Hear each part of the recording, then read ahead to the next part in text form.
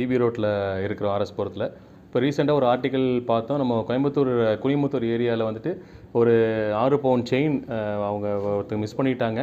அவங்க ரொம்ப ஒரு கவலையோட வந்து நம்ம கார்ப்பரேஷன் ஸ்டாஃபுக்கிட்ட வந்து அப்ரோச் பண்ணுறப்போ அவங்க சாப்பிட கூட இல்லாமல் ஒரு சாயங்காலம் வரைக்கும் ஈவினிங் நைட்டு வரைக்குமே இருந்து அவங்க கிட்டத்தட்ட 1 டன் குப்பையில் 6 பேர் சேர்ந்து வந்து அவங்க தேடி கண்டுபிடிச்சி கொடுத்துருக்குறாங்க. உண்மையுமே இது வந்துட்டு யாருக்கு வந்துட்டு நல்லா இருக்குமோ இல்லையோ, பட் அந்த நகையை தொலைச்சவங்களுக்கு வந்துட்டு ஒரு பெரிய ஒரு சர்ப்ரைஸாக இருந்திருக்கும். அதை விட என்னென்னா அந்த நேரத்தில் வந்து அவங்க சாப்பிட கூட இல்லாமல் அவங்க சுயநலத்தை கூட பார்க்காம அதை வந்து அவங்க கண்டுபிடிச்சி கொடுத்துருக்குறாங்க. ஸோ ப்ளூ ஸ்டோன் சார்பாக எங்கள் டீமோடைய சார்பாக அவங்களை இன்றைக்கி கூப்பிட்டு எங்கள் ஸ்டோரில் வச்சு கௌரவிச்சதுக்கு எங்களுக்கு ரொம்ப பெருமையாக இருக்குது, எங்களுக்கு ரொம்ப சந்தோஷமாக இருக்குது. ஸோ வந்துக்கிட்ட அவங்களுக்கும் ரொம்ப நன்றி. நான் வார்டு 93 தெற்கு மண்டலத்துக்கு உட்பட்டதில் நிரந்தர சூப்பர்வைசராக இங்கே வந்து பணியாற்றிட்டு இருக்கிறேங்க. நம்ம கீழே ஒர்க் பண்ணுறவங்க வந்து தூய்மை பணியாளர்கள் வந்துட்டு இந்த மாதிரி டோர் டு டோர் வந்து செக்ரிகேஷன் பண்ண அந்த மக்கும் குப்பை மக்காத குப்பை வீடு வீடாக பிரித்து வாங்கிட்டு அந்த பணியில் ஈடுபட்டு இருப்பாங்க. அப்போது இந்த அம்மா என்ன பண்ணியிருக்குங்க, அந்த நகையை தொலைச்சவங்க வந்து என்ன பண்ணியிருக்காங்கன்னு கேட்டிங்கன்னா, காலையில் இவங்க 7 மணிக்கு போய் குப்பை வாங்கிட்டு வெளியே வந்துடுவாங்க. குப்பை வாங்கிட்டு வெளியே வந்ததுக்கப்புறம் பார்த்திங்கன்னா அந்த அம்மா ஒரு 8:30 9 மணிக்கு எந்திரிச்சு பார்க்கும்போது நகை காணோம். எப்படி நகை மிஸ் ஆச்சுன்னா, அந்த அம்மா மாத்திரை சீட்டில் போட்டுட்டு ப்ரெஷர் இருக்குங்களாம், அந்த அம்மாவுக்கு மாத்திரை சீட்டில் போட்டு பெட்டில் படுத்திருக்கும்போது பெட்டுக்கு கீழே விழுந்துருச்சு. மருமக வீடு பூரா ஒட்டையை அடித்து போட்டு என்ன பண்ணுச்சுன்னு கேட்டிங்கன்னா, அதை குப்பையில் எடுத்து மருமக குப்பை பாக்ஸில் போட்டுச்சு.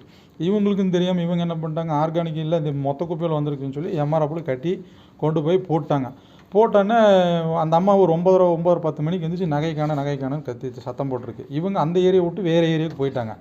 போன பிற்பாடு என்னாச்சுன்னு கேட்டிங்கன்னா, சரி குப்பையில் தானே போட்டிருக்கோம், குப்பை வண்டிக்காரங்க இருக்கான்னு இவங்க ஓம் சக்தி நகர் விசாலா ஸ்ட்ரீட்டுங்கிற ஏரியாவுக்குள்ளதே இவங்க இருக்கிறாங்க. அப்போ உடனே இவங்க என்ன பண்ணிக்க சம்மந்தப்பட்ட 98வது வார்டு உதயகுமார் சார் மாமன்ற உறுப்பினருக்கு வந்து தகவல் சொல்லியிருக்கிறாங்க. அவங்க ரிலேட்டிவ் ஒரு சொந்தக்காரங்க மூலிமா சொல்லியிருக்கிறாங்க. அவங்க வந்து என்ன பண்ணிட்டாங்க, உடனே சம்மந்தப்பட்ட வேற ஒரு சூப்பர்வைசர் ஜெய்சீலன்னு சொல்லி ஒருத்தர் இருக்கிறாரு.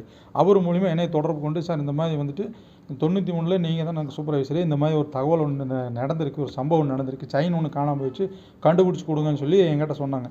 நான் என்ன பண்ணேன், சரிங்க உடனே ஸ்பாட்டுக்கு போகிறேன்னு சொல்லி நான் வேறு பக்கம் இருந்து உடனே சம்மந்தப்பட்ட இடத்துக்கு போய் பார்க்கும்போது பார்த்திங்கன்னா இந்த மாதிரி நகை காணுங்க அப்படின்னா, வண்டி எங்கே வண்டி இந்த ஏரியாவில் இருக்குங்க, வண்டி கூப்பிடுங்க அப்படின்னு சொல்லி அப்புறம் எம்ஆர்எஃப் எங்கே வச்சுருக்கீங்க, இங்கே வச்சுருக்கீங்கண்ணா, அது எனக்கு என்ன பண்ணுவீங்களோ தெரியாது, நீங்கள் வந்து இன்றைக்கி வந்து பிரித்து கொடுத்து தான் ஆகணும்னு சொல்லிங்க.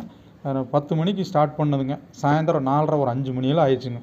அவங்க சாப்பிட கூட இல்லைங்க. நான் பக்கத்தடியே இருந்தேன், சம்மந்தப்பட்டவங்க கூடவே இருந்தாங்க. நாங்கள் பிரிக்கிற வரைக்கும் இன்ச்சு பை இன்ச்சாக ஒரு பட்டன் விடாமல் ஒரு புன்னிஸ் விடாமல் அந்த 1 டன் குப்பையில் வந்து நாங்கள் கலைக்கிறோம்.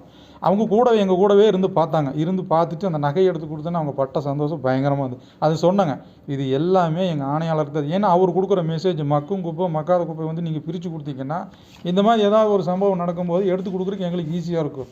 பொதுமக்கள் கூட நம்ம சொல்லக்கூடிய என்ன கேட்டிங்கன்னா, மக்கும் குப்பை மக்காத குப்பை தயவு செய்து பிரித்து கொடுத்தீங்கன்னா இந்த மாதிரி ஏதாவது ஒரு அசம்பாவிதம் நடக்கும்போது எடுத்து கொடுக்குறதுக்கு எங்களுக்கு உதவிகரமாக இருக்கும். இப்போ எங்களை பாராட்டி வந்து பார்த்திங்கன்னா நிறையா நிறுவனத்துக்காரங்க வந்து பாராட்டுறாங்க. முக்கியமாக இன்றைக்கி வந்து பார்த்திங்கன்னா ப்ளூ ஸ்டோன் ஆர்எஸ்புரத்தில் இந்த ஆர்எஸ்புரத்தில் ப்ளூ ஸ்டோனுங்கிற கம்பெனிக்காரங்க வந்து இன்றைக்கி பாராட்டி எங்களுக்கெல்லாம் கௌரவப்படுத்தியிருக்கிறாங்க. அதுக்கு அந்த நிறுவனத்துக்கு எங்களை மனமார்ந்த நன்றி.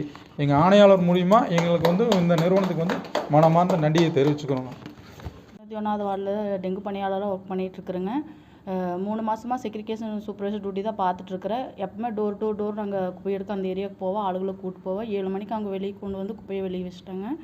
அப்புறம் நாங்கள் அந்த ஏரியாலாம் முடிச்சுட்டு வெளியே வரும்போது மணி 10 மணி இருக்கும். ஆனால் நான் அதுக்குள்ளே நகை இருந்தது வந்து எங்களுக்கு தெரியாது. அப்புறம் தான் அவங்க சொன்னாங்க, இந்த மாதிரி மாத்திரை போட்டு நாங்கள் சைனை கழட்டி மாத்திரை கவரில் போட்டு வச்சிட்டோம், மருமக எடுத்து வெளியே போட்டா, குப்பை டப்பாவில் போட்டா, எங்களுக்கு தெரியல, குப்பைக்குள்ளே தான் போட்டேன்னு எனக்கு நல்ல ஞாபகம் இருக்குதுன்னு சொன்னாங்க.